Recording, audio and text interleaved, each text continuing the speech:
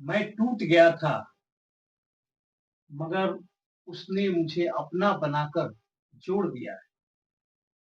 मैं टूट गया था, मगर उसने मुझे अपना बनाकर जोड़ दिया है। मेरी राहों से गमों को हटाकर खुशियों की तरफ मोड़ दिया है। और वो कहता था दिन में कि रात है, तो मैं आंखें बंद कर मान लेता था। वो कहता था कि दिन में की रात है, तो मैं आंखें बंद कर उसकी बात मान लेता था। मगर उसके एक झूठ ने मेरा भरोसा तोड़ दिया है। नमस्कार, आदाब, सत श्री अकाल। मैं हूँ समीर आयोग और आप देख रहे हैं रियल स्टोरी। आज की जो सच्ची घटना मैं आपको बताने जा रहा हूँ, ये उत्तर प्रदेश के कानपुर की घटना है। दरअसल कानपुर के एसपी एसपी साहब जो हैं, उनकी ये कहानी है। और आजकल वो पूर्व हो चुके हैं, पूर्व एसपी हो चुके हैं, क्योंकि उनको अपने पद से हटना पड़ा है। एसपी साहब अपने सीनियर अधिकारी थे, उनसे बातचीत करके इजाजत लेकर के वो पीएचडी की पढ़ाई पढ़ाई कर रहे थे। क्राइम से पीएचडी कर रहे थे। और उस बीच में उनको कई कॉलेज में भी जाना पड़ता था। कभी अपनी ड्यूटी के तहत किसी कॉलेज में जाना पड़ता था, वो जाया करते थे। एक दिन जो आईआईटी कानपुर कॉलेज है, उसमें उनको जाना पड़ा। आईआईटी कानपुर में जब गए, तो वहां उनको एक लड़की से मुलाकात हुई। एक 27 साल की लड़की थी और वो उनसे मिली। दोनों में बातचीत हुई और बातचीत के बाद उन्होंने अपना नंबर भी एक्सचेंज किया, एक दूसरे को दे दिया। उसके बाद एसपी साहब आ गए। कभी कभार दोनों के बीच बातचीत होती थी, क्योंकि वो भी पढ़ने वाली स्टूडेंट थी, अभी पीएचडी कर रहे थे, तो कुछ कभी कभार बातें हो जाया करती थी। लेकिन अक्टूबर 2024 में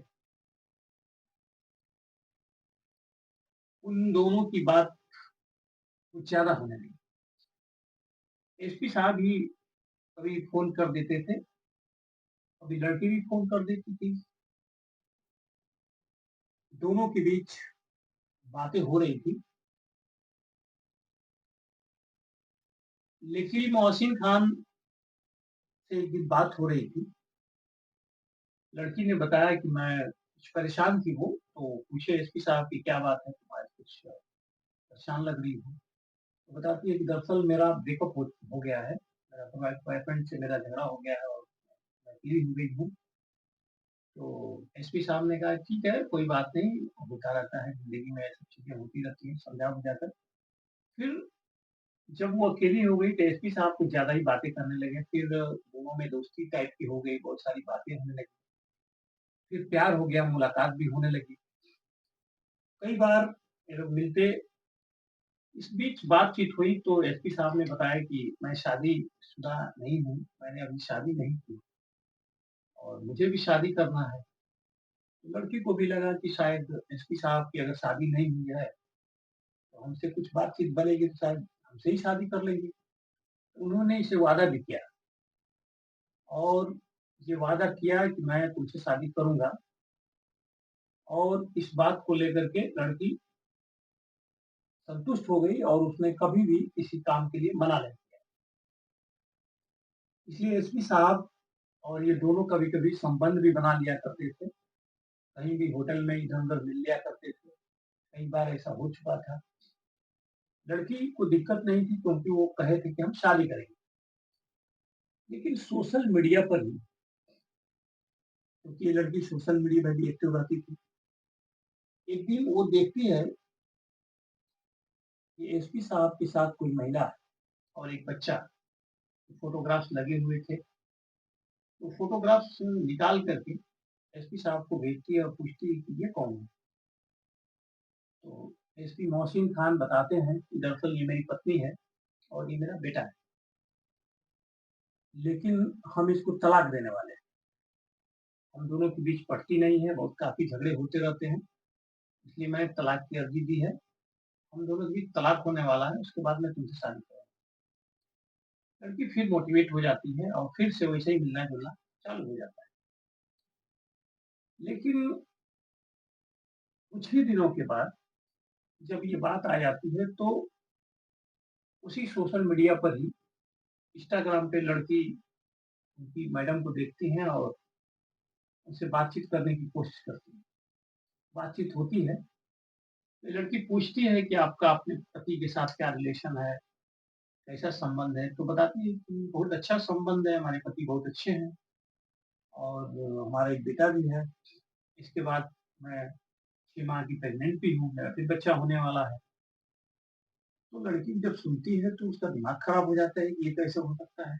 कि हमसे बोल रहे थे कि मेरी पत्नी से तलाक होने वाला है, बीवी फिर प्रेग्नेंट है। फिर वो बात करती है।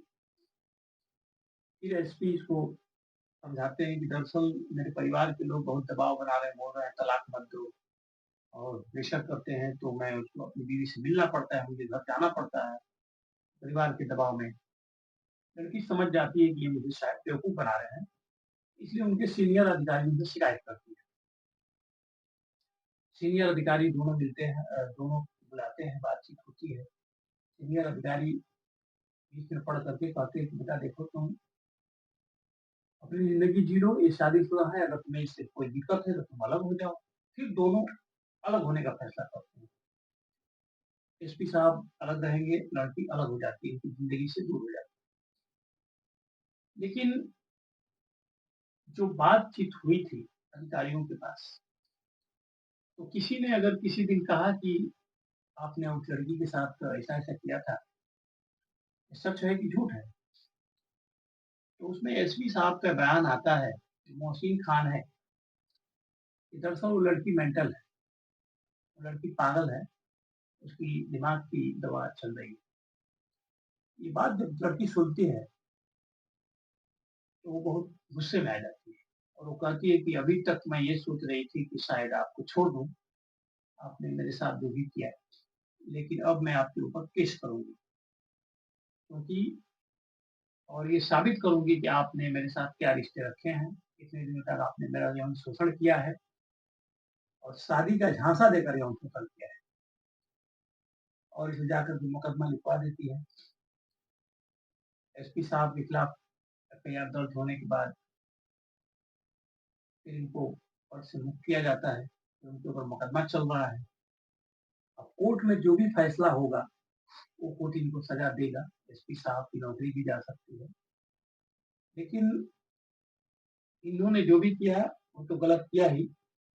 लड़की ने भी जो किया कि एक अनजान व्यक्ति जिसके बारे में आदमी न जानता हो, उसके साथ पूरी तरह समर्पित हो जाना कि ये मुझसे शादी करेंगे, कोई भी बोल दे तो। पढ़ी-लिखी लड़की आईआईटी करने वाली लड़की, ये भी बात कुछ हज़म नहीं होती है। ये भी एक लालच की बात थी कि सोची होंगी इतने बड़े अधिकारी हैं, अगर इनसे मेरी शादी हो जाती है तो बहुत अच्छी बात है। तो कम से कम बातचीत के बीच अपने घरवालों को अप्रोच करना चाहिए।